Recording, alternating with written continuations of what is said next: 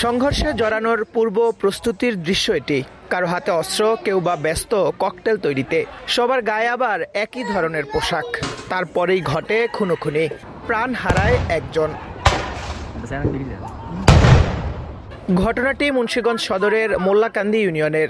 স্থানীয়দের অভিযোগ, এলাকার আধিপত্য নিয়ে স্থানীয় দুই বিএনপি নেতা ওয়াহিদ রায়হান ও আব্দুর রহিম মোল্লার বিরোধ চলছিল। এরই জেরে সোমবার সকালে রক্তক্ষয়ী সংঘর্ষে জড়ায় দুপক্ষ। ঘটে গোলাগুলি। এতে দুজন গুলিবিদ্ধ সহ আহত হন কয়েকজন। হাসপাতালে নেয়ার পথে মারা যায় আরিফ মীর।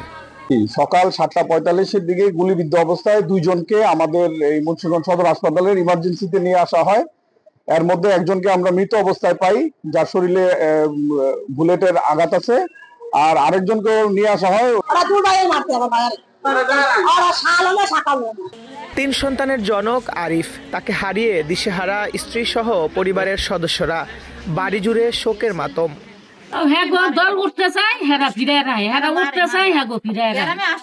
আমাকে বাড়িতে রাস্তা লাগিয়েছে, স্যার দেখেন কি করছে, গুলি মুলি কইরা।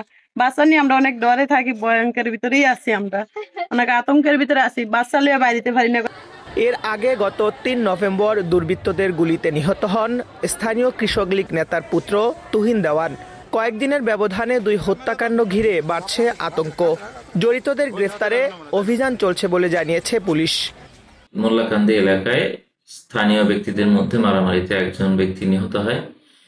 ঘটনার পরে পুলিশ ঘটনাস্থলে গিয়ে পরিস্থিতি নিয়ন্ত্রণ করে এবং আসামিরা পালিয়ে যায়। এই ঘটনার পিছনে আমরা কোনো রাজনৈতিক ইন্ধন বা গ্রুপিং দেখতে পাইনি। স্থানীয়ভাবে নিজেদের মধ্যে এই ঘটনাটি ঘটছে, যাতে এই ধরনের ঘটনা না ঘটে সে ব্যাপারে আমরা তৎপর।